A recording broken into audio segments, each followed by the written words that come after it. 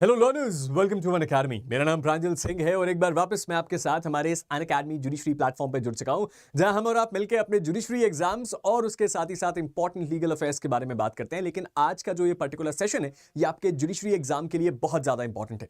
अब मैं दो इंपॉर्टेंट बातें इस सेशन को शुरू करने से पहले बता देना चाहता हूं। सबसे पहली तो ये कि ये सेशन बहुत समय से हेवी डिमांड में था कि सर उत्तराखंड जुडिशरी की स्ट्रैटेजी, उत्तराखंड जुडिशरी की स्ट्रैटेजी, तो सबसे पहले तो उसके बारे में बात होगी। दूसरी इंपॉर्टेंट बात, ये सेशन कल ही हो जाता, लेकिन आज हमने इसको इसलिए किया क्योंकि कल गुजरात जुडिशरी का एक इंपॉर्टेंट सेशन चल रहा था। बच्चों को बहुत मजा आ रहा था वो 300 क्वेश्चन सॉल्व करने में, तो हमने कल उसी को कंटिन्यू किया। आज हम उत्तराखंड जुडिशरी की स्ट्रैटेजी समझने वाले हैं। इस बात को वीडियो की शुरुआत में ही बता देता हूं, ये कोई आपके लिए डेडिकेटेड रोड मैप वीडियो नहीं है कि आपको मई 21 को ये करना था या आपको जुलाई 17 को ये करना है या आप जुलाई 21 को यही पढ़ना। ये आपको कंप्लीटली ये बता देगा कि आपको अपने उत्तराखंड जुडिशरी को कैसे अप्रोच करना है। अब आप दिन के कितने बजे से कितने बजे तक पढ़ेंगे, क्या पढ़ेंगे, कैसे पढ़ेंगे, वो मैं आपको बता दूंगा, लेकिन टाइम स्लॉट्स और डे फ्रेम्स मैं आपको नहीं बताने वाला हूं। चलिए शुरू करते हैं आज के सेशन को। If you have any update of Chhattisgarh वालों के लिए मेरे पास बस एक ही अपडेट है कि पीएससी में अभी तक कुछ ऐसी हलचल ही नहीं है कि मैं कुछ अपडेट दे पाऊं। ये पीएससी इतना बढ़िया कर रहा है, मैं क्या बताऊं, लेकिन मैं खुद ही लास्ट वीक ही इसके ऊपर एक सेशन लेके आने वाला था, लेकिन मैं जल्दी उसके बारे में आपको अपडेट करूंगा। तो चलिए शुरू करते हैं। और उससे पहले कि मैं आज के सेशन को शुरू करूं, सबसे पहली बात तो मैं ये बता दूं, इस कंप्लीट जो आपका मास्टर प्लान वीडियो है, ये आपको मिल जाएगा मेरे टेलीग्राम ग्रुप में। इसकी पीडीएफ आपको वहां मिल जाएगी। तो जो भी इंपॉर्टेंट डॉक्यूमेंट्स है, जो भी इंपॉर्टेंट चीजें हैं, अगर आपको दोबारा एक बार गो थ्रू करनी है या प्रिंट करके अपने पास रखना है, आप यहां से निकाल सकते हैं, डाउनलोडेबल होता है। और उसके साथ ही साथ अगर आप में से कोई ऐसा लर्नर है जो एक्चुअल में इसको बहुत अच्छे से प्रिपेयर करना चाहता है और जुडिशरी का सब्सक्रिप्शन लेना चाहता है, तो अनअकैडमी का इस वक्त एक ऑफर है जो जून 19 को खत्म हो जाएगा, जहां आपको 28,499 में 2 साल का जुडिशरी सब्सक्रिप्शन मिल रहा है, जिसके लिए आप मेरा कोड पीएस का इस्तेमाल कर सकते हैं। तो इसके थ्रू भी आप सब्सक्रिप्शन को अवेल कर सकते हैं। चलिए अब हम अपने आज के इस वीडियो को शुरू करते हैं और समझने की कोशिश करते हैं कि ये उत्तराखंड जुडिशरी जो एग्जाम है, एक्चुअल में इसको अप्रोच कैसे किया जाए और इसकी तैयारी और पढ़ाई कैसे करी जाए। सबसे पहली चीज जो मैं आपको कहना चाहूंगा वो है सिलेबस। अगर आप सिलेबस को रेफर करेंगे तो मैं जानता हूं बहुत सारे लोग मुझसे एग्री नहीं करेंगे, लेकिन उत्तराखंड जुडिशरी के सिलेबस की सबसे अच्छी बात यह है कि वो बल्कि नहीं है। मैं जानता हूं क्वेश्चन कंसेप्चुअल आते हैं उत्तराखंड जुडिशरी में, क्वेश्चन इतने ईजी नहीं है कि आपने एक बार रीडिंग कर ली और आपसे सही जवाब हो जाएगा। आपको एमसीक्यू लगाने का भी प्रैक्टिस होना चाहिए, आपको कंसेप्चुअल क्लैरिटी भी होनी चाहिए। लेकिन अच्छी बात यह है कि कंसेप्चुअल क्वेश्चन पूछ रहा है तो सब्जेक्ट्स का बल्क बहुत ज्यादा नहीं है, ताकि आप परेशान ना हो। अगर बहुत सारे माइनर लॉज, मेजर लॉज सब एक साथ होते तो प्रॉब्लम ये होती है कि किसको कितना कितना डेप्थ में पढ़ें, वो प्रॉब्लम होती है। लेकिन यहां पे ये प्रॉब्लम नहीं है। तो जैसा हम सबको पता है सर, यहां पे पार्ट 1 और पार्ट 2 दो पार्ट्स होते हैं प्रीलिमिनरी एग्जामिनेशन के। 3 घंटे में ओएमआर बेस्ड आपका टेस्ट होने वाला है। ये कैसा रहेगा सर? ये जो फर्स्ट पार्ट है जनरल नॉलेज का, इस जनरल नॉलेज में 50 मार्क के क्वेश्चन आएंगे और 150 मार्क के क्वेश्चन आपके पूछे जाएंगे लॉ के पोर्शन से। लेकिन इस चक्कर में गुमराह मत हो जाइएगा, ये जो 50 मार्क का चंक है, इसके अंदर कॉन्स्टी भी है, कॉन्स्टिट्यूशन इसी का पार्ट है और इंटरनेशनल लॉ भी इसका पार्ट है। और यही सबसे बड़ी प्रॉब्लम है, क्योंकि यहां का जीके की तरह नहीं है। लेकिन कोई बात नहीं, आज हम इस स्ट्रैटेजी वीडियो में इसको कंप्लीटली अच्छी तरीके से डील कर लेंगे। चलिए समझने की कोशिश करते हैं कि एक्चुअल में इस एग्जाम को डील कैसे करना है। इस एग्जाम को डील करने के लिए मैंने सबसे पहले तो आपके लिए कुछ पीवाईक्यूज लगा दिए, ताकि आपको यह समझ में मैं समझा पाऊं कि एक्चुअल में क्वेश्चन किस लेवल पे आता है। अब ये जो आप क्वेश्चंस देख रहे हैं, ये जीके के क्वेश्चंस हैं। क्वेश्चंस कैसे पूछ रहे हैं सर? यहां पे असर्शन और रीजन के क्वेश्चंस पूछे जा रहे हैं कॉन्स्टिट्यूशन ऑफ इंडिया से। उसके बाद ये क्या बोल रहा है सर? ये एक इंटरनेशनल लॉ का क्वेश्चन है, जहां पे ये पूछ रहा है कि international court of justice UN charter के हिसाब से एडवाइजरी ओपिनियन किससे ले सकती है, या कौन इंटरनेशनल कोर्ट ऑफ जस्टिस से एडवाइजरी ओपिनियन ले सकता है। उसके बाद ये क्या बोल रहा है सर? ये भी इंटरनेशनल लॉ का क्वेश्चन है जो कि यूएन से पूछा गया है। अब यहां पे जो आपका यूएन का चार्टर है, उसका एग्जैक्ट आर्टिकल नंबर पूछा गया है। अब इसका मतलब क्या है? इसका मतलब ये कि ये जनरल नॉलेज कहने का जनरल नॉलेज है, एक्चुअल में इसमें भी लॉ के इन डेप्थ क्वेश्चंस आते हैं जो आपको काफी ज्यादा कंफ्यूज या परेशान कर सकते हैं। इसीलिए जीके के बारे में हमें आइडिया लग गया कि क्वेश्चंस कैसे आएंगे। अब जरा आगे बढ़ते हैं, एक बार जरा लॉ के क्वेश्चंस को देखते हैं। लॉ के क्वेश्चंस को अगर आप देखोगे ना प्रीवियस ईयर पेपर्स में, तो आपको देखने में लगेगा कि वन लाइनर क्वेश्चंस हैं, वन लाइनर ऑप्शन से, कुछ ऐसा नहीं है जो परेशान करे। लेकिन क्वेश्चन को पढ़ोगे तो समझ में आएगा कि ये कंसेप्चुअल क्वेश्चंस हैं। अब देखो, यहां पे इसने सेक्शन नंबर नहीं पूछा, इसने सीधे इलस्ट्रेशन बेस्ड क्वेश्चन पूछे हैं। और बहुत सारे क्वेश्चन प्रोसीजरल सब्सटैंटिव लॉ यानी कि आईपीसी सीआरपीसी के कॉम्बिनेशन से तो बहुत सारे क्वेश्चन आए हैं। जैसे कि आप यहां देख सकते हैं, A fires on a crowd for no reason as a result of which B dies, सीधा illustration का क्वेश्चन है। Which of the following is are essential elements of offense of grievous hurt? conceptual question है। grievous hurt इसमें section से उसको कोई मतलब नहीं है। ऐसा नहीं है सेक्शन से क्वेश्चंस नहीं आए हैं, जैसे यहां पे आप देख सकते हैं कि सर जजमेंट बेस्ड क्वेश्चंस है, उसके अंदर सेक्शन को रेफर किया गया है। अब इसका मतलब यह है कि यहां पे जो कंसेप्चुअल क्लैरिटी है वो भी इंपॉर्टेंट है, सेक्शन बेस्ड क्लैरिटी भी इंपॉर्टेंट है, और उसके साथ ही साथ आपको आइडिया होना चाहिए सब्जेक्ट और एमसीक्यू सॉल्व करने का। चलिए अब इसी हिसाब से अपनी आज की स्ट्रैटेजी को बनाना शुरू करते हैं। यह बात हमने देख ली कि डिवीजन ऑफ सिलेबस है जनरल नॉलेज, लेकिन इस जनरल नॉलेज में दो सबसे बड़ी प्रॉब्लम है, कॉन्स्टी और दूसरा है इंटरनेशनल लॉ, और लॉ में जो सब्जेक्ट्स हैं उसको तो हम डील कर लेंगे। ठीक है, चलिए अब समझने की कोशिश करते हैं कि इसको कैसे डील किया जाए। मैं यहां पे 60 डे स्ट्रैटेजी बनाने वाला हूं, ये सोच के कि जो हमें डेट दी गई है अगस्त की, उससे पहले एग्जाम हो जाएगा, क्योंकि अभी अपने पास जून में भी समय, तो अपने पास ठीक ठाक समय है, 60 डे से ज्यादा ही समय मिल सकता है, लेकिन फिर भी मैं 60 डे लेके आया हूं, और इस 60 डे में भी जो सिलेबस है वो हम 53 डेज में कवर करेंगे, और उसके बाद हम बाकी का टाइम आगे मैं बताऊंगा। चलिए अभी मैं पहले आपको यह बताता हूं कि इस वक्त आपको क्या करना चाहिए मेरी स्ट्रैटेजी के हिसाब से। आज है जून कितना सर, 16। जून 16 के दिन आज जब मैं ये वीडियो बना रहा हूं, मैं ऐसा हो सकता है कि आप जून 17, 18, 19 को ये वीडियो देखें, कोई प्रॉब्लम नहीं है। मैं बस ये चाहता हूं कि आप जून के महीने में जिस भी दिन वीडियो देखें, उस दिन आप अपने 2 दिन कुशनिंग पीरियड के निकाल दें। अपना जो ये स्ट्रैटेजी है 60 डे का, इसको 2 दिन बाद से स्टार्ट कीजिएगा। पहले 2 दिन आप निकाल दीजिए। इन 2 दिन पार्टी करनी है? नहीं, पार्टी नहीं करनी है। एक वो काम करना है जो इस पूरे एग्जाम की प्रिपरेशन में आपको हेल्प करेगा। अगर आपने पहले से कर लिया है, दोबारा फिर करना। ठीक है, अब इन 2 दिन तुम्हें जो करना है, उन दोनों चीजों को बहुत ध्यान से सुनना। सबसे पहला काम तुम्हें यह करना है कि पहले दिन उत्तराखंड जुडिशरी के लिए जो प्रीवियस ईयर का पेपर है, उस किसी एक पेपर को उठाना जो तुमने सॉल्व नहीं किया है। बेहतर होगा कि लास्ट 3-4 जो हुए हैं उन्हीं में से कोई एक पेपर उठाओ। ये 3 घंटे का पेपर है, तुम्हें कंप्लीटली 3 घंटे लेने हैं। अगर 3 घंटे से 1 घंटा ज्यादा भी हो रहा है, कोई दिक्कत नहीं है। इस क्वेश्चन पेपर को उठा के अपने आप को एक रूम में लॉक करके, सारी किताबों से दूर करके, बिना पढ़े लिखे इस पूरे के पूरे क्वेश्चन को सॉल्व करना है। अब इस पूरे क्वेश्चन पेपर को सॉल्व करने में तुम्हें 3 से 4 घंटे लगेंगे, और पूरी ईमानदारी से सॉल्व करना है। ऐसा हो सकता है कि तुमसे एक भी क्वेश्चन ना बने, नहीं बनता तुक्का लगाओ, दिमाग लगाओ, सोचो मैंने इसको पढ़ा है, और उसके बाद ही आगे बढ़ो। तो सबसे पहले तुम्हें क्या करना है, सबसे पहले तुम्हें उस क्वेश्चन पेपर को सॉल्व करना है 3 से 4 घंटे। सर आधे घंटे 45 मिनट का ब्रेक लेना है। उसके बाद सर आंसर की उठानी है, और इस आंसर की को बना लेने के बाद आपको यह देखना है कि सब्जेक्ट वाइज आपके पास एक सिंगल व्हाइट पेपर में एनालिसिस होना चाहिए कि कौन से सब्जेक्ट से कितने जवाब सही या गलत हो रहे हैं। तो मान लो तुमने एक व्हाइट पेपर एनालिसिस बनाया, और इस व्हाइट पेपर में तुमने लिखा कि भाई कॉन्स्टी के 10 क्वेश्चन आए और 10 में से मेरे केवल 4 सही हुए। ये तुमने पहले दिन किया, अगले दिन भी तुम्हें यही काम करना है। 2 दिन जो क्वेश्चनिंग पीरियड के मैं तुम्हें बोल रहा हूं, इसमें 2 उत्तराखंड जुडिशरी के प्रीवियस ईयर पेपर्स को उठाना है, उसको उसी तरीके से सॉल्व करना है मानो जैसे एग्जामिनेशन हॉल में बैठे हुए हो। अब इन दोनों व्हाइट पेपर जो तुम्हारे पास है, जिसमें तुम्हारा कंप्लीट एनालिसिस है, इसको अपने पास संभाल के रख लेना। इसको अपने पास अलग से संभाल के रख लेना, और कुछ करने की जरूरत नहीं है। अब हम आगे बढ़ते हैं कि यह काम कब आएगा। मैं आपको 60 डे स्ट्रैटेजी बताने वाला हूं। ठीक है, 60 डे स्ट्रैटेजी है। 60 डे स्ट्रैटेजी में मैंने आपको एक बात अभी से क्लियर कर देनी है कि सर हम इस 60 डे में से आपको 53 डे के अंदर हम अपना सिलेबस कंप्लीट करेंगे।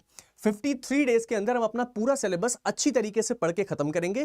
प्लस उसके बाद जो अगले 7 दिन हैं वो हमारे फुल मॉक के हैं, यानी कि वो जो 7 दिन होंगे उसमें हम क्या करेंगे, पूरा का पूरा फुल मॉक लगाएंगे, और उस फुल मॉक को लगा के हम ये बात को समझने की कोशिश करेंगे कि सर हमारी जो तैयारी है वो कैसी हुई है, और रिवर्स इंजीनियरिंग का फॉर्मूला लगा के बाकी चीजों को भी करेंगे। जीके कहां से कवर करें, सारी चीजें मैं बताने वाला हूं, सारी की सारी चीजें बताने वाला हूं, बस अब ध्यान से सुनते जाना। अपने पास समय पर्याप्त है, तो मैंने समय पर्याप्त से ही दिया है। मैं आपको पर्सनली बताऊं तो मैं इस बात का सख्त विरोधी हूं जो कुछ ऐसे प्लान्स होते हैं जिसमें ऐसा होता है कि सुबह 6 से लेके 9 बजे तक हमने सीआरपीसी पढ़ा, फिर 12 से 1 बजे तक लेके हमने क्या पढ़ लिया, टीपीए पढ़ लिया, फिर हमने आखिरी में 4 से 7 बजे तक सीपीसी पढ़ लिया, और रात को 9 से 11 बजे तक हमने जीके का चंक पढ़ लिया।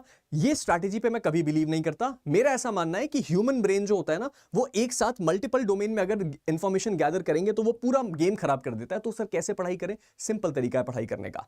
ठीक है, पहले मैं तुम्हें यह बताता हूं कि ये जो सब्जेक्ट मैंने डिवाइड किया उसको कैसे हो। चलो मैं पहले एक बार उसको कवर कर लेता हूं जो तुम्हें एक्चुअल में हेल्प करेगा। तुम्हारा दिन जो है 3 हिस्सों में डिवाइडेड होना चाहिए पहले 53 डेज के लिए। तो ये 53 डेज का चंक है। यहां मैंने जो आवर्स अलॉटमेंट किए हैं वो 6 घंटे का है। अगर तुम 6 घंटे से कम दे सकते हो तो अपने हिसाब से आवर्स को अपने हिसाब से एडजस्ट कर सकते हो। मेरा ये कहना होगा कि सर आधे आधे घंटे यहां से कम कर लेना, इसको इतना ही टाइम देना जितना टाइम मैं बोल रहा हूं। ठीक है, चलो अब ध्यान से देखो कि मैं क्या बोल रहा हूं। तुम्हारा दिन 3 हिस्सों में डिवाइडेड होगा। मैं तुम्हें नहीं बताने वाला तुम्हें किस टाइम पढ़ना है, आइडियली मैं टाइम बता दूंगा, लेकिन तुम्हें अगर डील करना है तो 3 घंटे तुम मेजर फोकस करोगे कोर लॉ जो आपकी रीडिंग है, यानी कि जो भी सब्जेक्ट मैं भी इससे पहले वाली स्लाइड में दिखाने वाला हूं तुम्हें, वहां पे जो लॉ का सब्जेक्ट है उसको तुम 3 घंटा दोगे दिन का, और तुम्हें कंपलसरीली 3 घंटा उसको पढ़ना पड़ेगा। इसके बाद आराम से एक ब्रेक लो और 1.5 घंटा जो है ना जीके की पढ़ाई करो। ध्यान रखना, लॉ के बाद जीके की ही पढ़ाई करना, वो भी कैसे पढ़ना है, बुक लिस्ट क्या होगी, वो सब बताऊंगा अभी।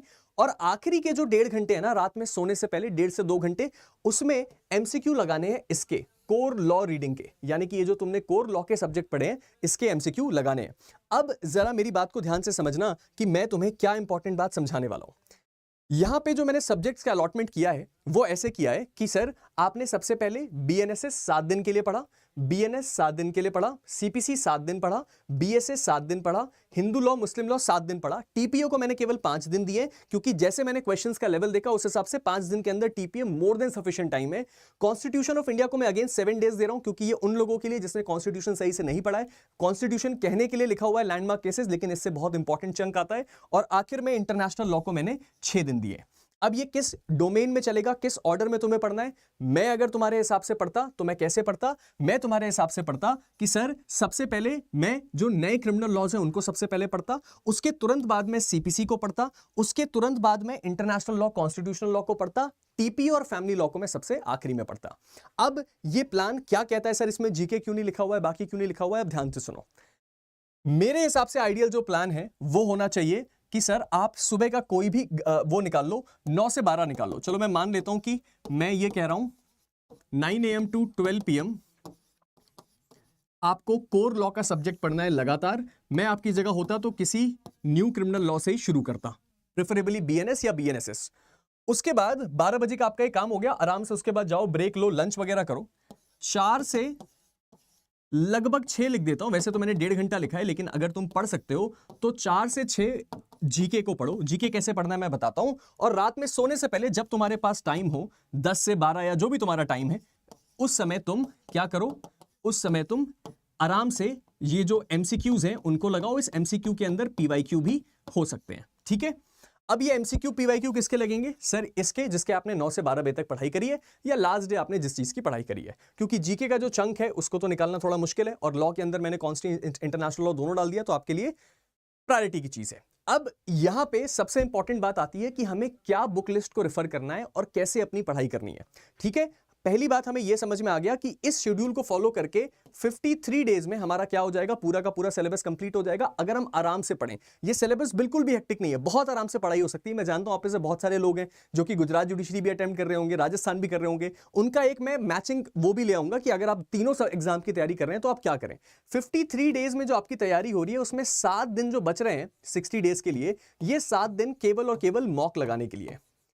अब एक बहुत इंपॉर्टेंट सवाल आप में से सभी लोगों का आएगा कि सर हमें यह बताइए कि सर इस वक्त हम बुक लिस्ट को क्या रेफर करें और किन चीजों पे ध्यान दें। चलो अब मेरी बात ध्यान से सुनो, जिस चीज के लिए तुम सबसे ज्यादा परेशान हो उस चीज को मैं सबसे पहले एड्रेस कर देता हूं। सबसे ज्यादा लोग परेशान हैं इंटरनेशनल लॉ के लिए कि इंटरनेशनल लॉ को कैसे पढ़ें। इंटरनेशनल लॉ को पढ़ने के लिए तुम्हें कोई दिमाग लगाने की जरूरत नहीं है। मैं तुम्हें यह बता देता हूं कि परीक्षा मंथन एक किताब है, ठीक है, परीक्षा मंथन एक किताब है। उस परीक्षा मंथन की बुक के अंदर तुम्हें ना उसको ब्लू कलर की एक बुक आती है परीक्षा मंथन की, जिसके अंदर सारे के सारे जुडिशरी प्रिलिमिनरी एग्जामिनेशंस के सब्जेक्ट का शॉर्ट कंपाइलेशन है। उसको तुम इंटरनेशनल लॉ पढ़ सकते हो, वहां पे यूएन चार्टर और उसके साथ साथ बाकी सोर्सेज भी दिए हुए हैं।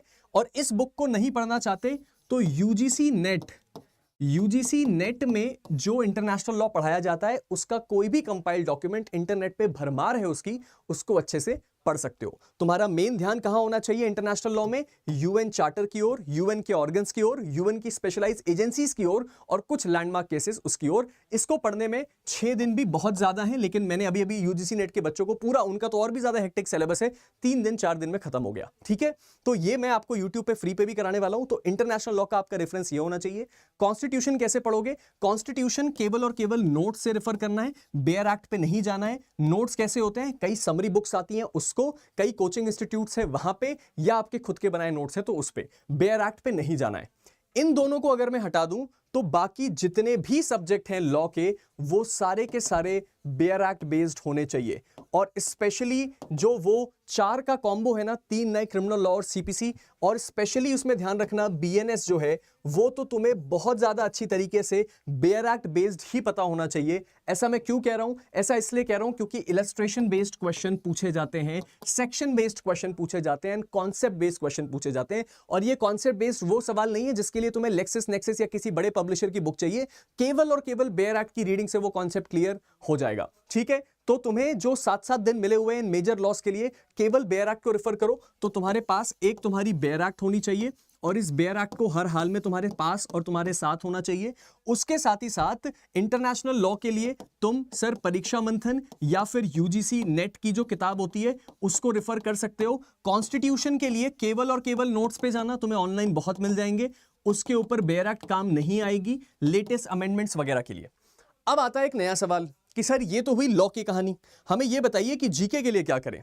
अगर तुम्हें प्रॉब्लम है जीके में कि इस वक्त हम जनरल नॉलेज का क्या करें, तो जीके के लिए मेरे ख्याल से जो सबसे बेस्ट तुम्हारे पास ऑप्शन है वो है डाइजेस्ट। जो मंथली डाइजेस्ट आ रहे हैं, किसके आ रहे हैं सर? सुप्रीम कोर्ट के लैंडमार्क केसेस के, उसके साथ ही साथ हाई कोर्ट के इंपॉर्टेंट रूलिंग्स की, और उसके साथ ही साथ जो इंपॉर्टेंट लेजिस्लेशंस है। इसके लिए हमें कहां जाना पड़ेगा? कई ऐसी वेबसाइट्स है, यहां पे मैं नाम नहीं ले सकता, टेलीग्राम पे मैं बता दूंगा। तुम्हें बेसिकली कुछ नहीं करना है, केवल मंथली डाइजेस्ट बना लो, केवल मंथली डाइजेस्ट बना लो। कब से कब तक का सर? सर साल 2024 के सितंबर से लेके अभी तक का, प्रेजेंट का जून जुलाई तक का, आप 2025 के जुलाई तक का बना लीजिए। इतना आपके लिए मोर देन है सफिशिएंट करंट अफेयर्स के लिए। इन सारी चीजों के साथ साथ तुम्हारे पास 2 एक्स्ट्रा चीजें और होनी चाहिए। तुम्हारे पास होने चाहिए 2 नोट्स। जो तुम अपने पर्सनल नोट्स बनाओगे वो तो तुम बनाओगे ही, उसमें तो मैं कोई मनाही कर ही नहीं रहा हूं, लेकिन 2 नोट्स तुम्हारे पास जीके को डील करने के लिए होने चाहिए। एक करंट केसेस को नोट करने के लिए, करंट में क्या क्या लैंडमार्क केसेस हुए हैं, और एक इन जनरल जो लैंडमार्क केसेस हैं उनको नोट करने के लिए। अगर तुमने इतना बात कर लिया तो ये बात ध्यान रखना कि तुम्हारे लिए जो उत्तराखंड जुडिशरी है वो बिल्कुल भी मुश्किल नहीं रहेगा। ये काम थोड़ा स्कैटर्ड लग सकता है, लेकिन ट्रस्ट मी, अगर वो केवल दिन के 6 घंटे का इस्तेमाल 53 डेज तक किया गया तो उत्तराखंड जुडिशरी बहुत अच्छे से प्रिपेयर हो जाएगा। अब एक और बात है, आपके पास एक अच्छा एमसीक्यू बैंक होना चाहिए, और एमसीक्यू में कोशिश करना कि वो पीवाईक्यू से कंपेयर्ड क्वेश्चंस हो। यानी कि एमसीक्यू ऐसे ना हो कि तुम पता चला जुडिशरी की तैयारी कर रहे हो और एमसीक्यू लगा रहे हो क्लैट के, तो उस बुक को पहले जज करो कि उस बुक में तुम्हारे लेवल के एमसीक्यूज हैं कि नहीं। कई ऐसे पब्लिशर्स हैं जो बहुत अच्छे एमसीक्यूज देते हैं, उस एमसीक्यू का कंपाइलेशन खरीद लो। रात में सोने से पहले जो तुम्हारे पास 1.5 से 2 घंटे बच रहे हैं, उस 1.5 से 2 घंटे में तुम्हें थॉरली इतने क्वेश्चंस लगाने हैं जितने तुम अच्छी तरीके से लगा सको। मेरी बात मानो, अगर पीवाईक्यू लगा रहे हो तो अगर तुम्हें लग रहा है एमसीक्यू तुम्हें नहीं मिल रहा है, कोई दिक्कत नहीं है। दिल्ली जुडिशियल सर्विसेज का, यूपी जुडिशरी का, और ऐसे 1-2 और स्टेट्स हैं वहां के एमपीसीजे का, क्या करो, इनके जो एमसीक्यूज है उनको उठाओ और उनको लगाना शुरू कर दो। मतलब प्रीवियस ईयर क्वेश्चंस जो है उनको लगाना शुरू कर दो, तुम्हारी लाइफ आसान हो जाएगी।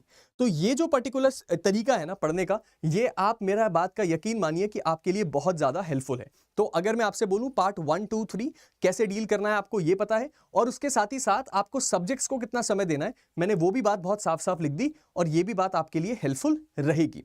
अगर आपने इस तरीके से इन सब्जेक्ट्स को डील किया तो आपको कोई प्रॉब्लम नहीं होगी। कई लोग हिंदू और मुस्लिम लॉ पूछते हैं, इसके लिए भी मैं यही बोलूंगा कि स्टडी मटेरियल और परीक्षा मंथन की जो बुक है वो मोर देन सफिशिएंट है। कई ऐसे यूट्यूब पे हम लोगों ने लेक्चर्स डाले हुए हैं जहां एक क्लास खल्लास है या फिर एक 1 शॉट है, वहां से भी आपको सफिशिएंट अमाउंट ऑफ इंफॉर्मेशन मिलेगी, लेकिन आपके खुद के नोट्स हमेशा आपकी मदद करेंगे। और अगर इतने फॉर्मूला को अप्लाई किया गया तो उत्तराखंड जुडिशरी बिल्कुल भी मुश्किल नहीं रहेगा। तो चलिए आज के इस वीडियो को खत्म करते हैं। आई होप आपके लिए हेल्पफुल रहा हो। और जाने से पहले एक और बात, ये जो पूरा का पूरा पीडीएफ है आपको मेरे टेलीग्राम ग्रुप प्रांजल सिंह अकेडमी पे मिल जाएगा, तो अगर अभी तक इसको फॉलो नहीं किया है तो फॉलो कर लो। उसके साथ ही साथ इस बात का भी ध्यान रखना कि 28,499 में जून 19 तक का ये ऑफर है, आपको मिल रहा है 2 साल का जुडिशरी सब्सक्रिप्शन, जिसको आप मेरे कोड PS से सब्सक्राइब कर सकते हो और यूटिलाइज कर सकते हो। ठीक है, इस बात को बिल्कुल भी मिस मत करना। गोल्डन चांस है जहां तुम्हें पूरी अनअकैडमी एप्लीकेशन का एक्सेस मिलता है, तो उसका यूटिलाइजेशन करो। उसके साथ ही साथ अगर अभी तक आपने जुडिशरी आइकॉनिक प्रो को सब्सक्राइब नहीं किया है तो ये भी आपके लिए एक बहुत बड़ा मिस आउट है, क्योंकि आइकॉनिक प्रो एक ऐसा सब्सक्रिप्शन है जो ऑफलाइन का पूरा टच ऑनलाइन में देता है।